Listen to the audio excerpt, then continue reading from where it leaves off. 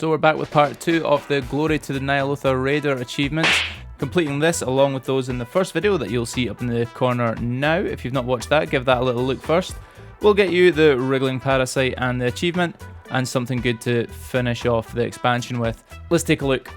Vexiona, you need to be hit 30 times by Annihilation. Now what Annihilation is it's the big beam that you'll see tanks normally pick up that helps with their stacks. You should be aware that when one of the ads dies, it drops a little orb. What to do is just when the first ad dies, just get a tank to pick it up, just get everybody to stack up and get the tank just to beam for and just stand in it for the whole duration. On normal, it shouldn't kill anybody, but healers just be aware anyway that people are going to be taking quite a bit of damage. The tanks should naturally get up to 30 stacks throughout the fight anyway, just with the nature of the damage that they take. If anyone is struggling, there are other opportunities to kill the ad and get the orb and beam the raid.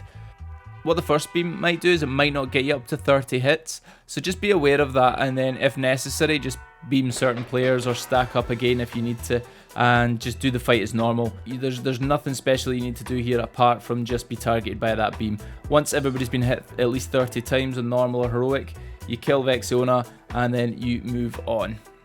Shad'har. Shad'har's an easy one, guys. You should have no trouble with this whatsoever. It's called You Can Pet the Dog, but all you need to do is /pet on Shad'har during the fight. Now, one thing just to watch out for is don't all spam it at once. There's not much point. Reason being is there's a kind of almost like a cooldown on when it triggers. So when somebody /pet Shad'har, they get a debuff on them that does a inconsequential amount of damage every couple of seconds for the remainder of the fight. And it seems that it takes Shattar a couple of seconds for this to trigger, so if everybody just spams it at once, you're going to notice that you're not actually getting it.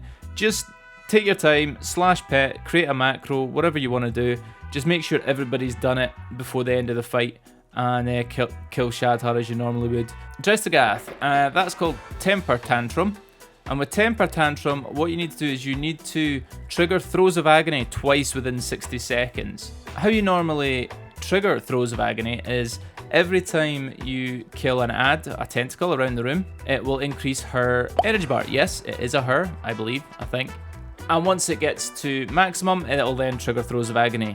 What the best plan to do is, when the first lot spawn to start with, just maybe take a couple of them down. Don't take any more than 2 down, I would say. What you're wanting to do is wait for the second set of tentacles to spawn. And once they spawn, then just go ham on everything you can see there. You've already taken down a couple, so the energy bar will already be getting quite high. That'll trigger the first throws. Because there's enough ads up now for it to trigger again, you've got a minute to do it, so it's really quite a long time, so you shouldn't have any problem with that whatsoever. And then just kill Drest'agath as normal, and then you have completed Tempertantrum. Il'gynoth. Il'gynoth's called Bloody Mess. To do this, you just need to defeat 10 bloods of Ny'alotha in under 3 seconds. Best thing to do with this is normally what you would have in the second phase, a couple of people interrupting the organs that you're not focusing on. Instead, this time what we done is we just didn't kill the organ, we just sat there until 10 spawn. Now they spawn in groups of 3, just wait until you've got 10 in the room. If you're fixated by one of them, just sort of do laps around the room. What we done is we put a blue marker there just to show where we're going to be planning to stack. The second, the 4th set of ads came out, so that means there was 12 on the ground in total. We just told everybody just to stack up and blew them all up. So if you've got any of your Azerite beams, all AoE stuff, just blow them all up as quickly as you can, and that'll get you Bloody Mess. Carapace. It's not necessarily difficult, but it can be the most frustrating. We had the hardest time with Carapace out of all of them. This one's called Cleansing Treatment. What you need to do with Cleansing Treatment is you need to defeat all the synthesis growths within 10 seconds. Now the synthesis growths are on the second phase. When you get the boss down to 50%, a door opens behind the boss, and the boss travels down. What you'd normally do in that situation is split the raid into 2, and you would go up the ramps on the left and the right hand side, and the synthesis growths are the sort of tumor-like things on the walls going up the ramps and sitting at the top. So what you need to do is kill all 16 of these within 10 seconds. The best way to do that is split your group reasonably evenly and designate specific synthesis growths to specific players, okay? So your DPS should really be taking 1 each. So what I would suggest is maybe having a Warlock or somebody like that to maybe be taking 2, so maybe he'll take 1 and also maybe throwing Havoc or other bits and pieces onto the one that a healer's or a tank's working on. On your way up, while people are getting into position, just do light damage on them, okay? Don't blow them up, just do light damage on them, just to get them down, maybe 30-40%, and just chill out and just clear the floor, okay? What to do is have people designated to call it when everybody's in position.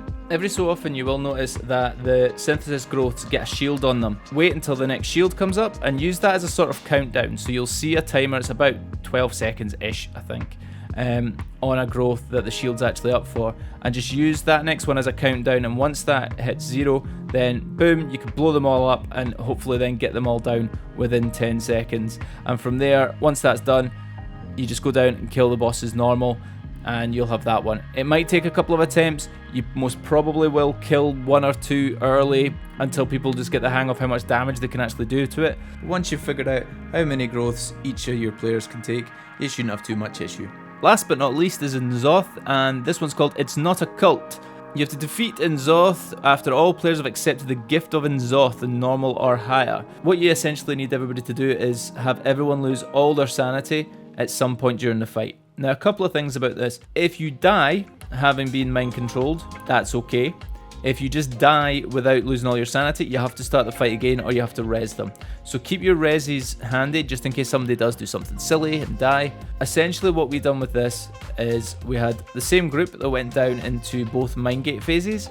We used our necks just once at that point, and then when we came out after the second Mindgate phase, we just done light damage on the boss to get it down to about 20%, and we were waiting for the Thought Harvester to come out. When the Thought Harvester comes out, that'll reduce everybody's corruption by 10. You can kill the Thought Harvester slowly if you like, just kill it slowly enough so that the next Thought Harvester will appear pretty quickly after it, and just keep soaking it until the bulk of your raid like that. Just start ploughing into the boss, and anybody that's not, then just make the extra effort to either soak or stand in an anguish pool until you are afflicted by that.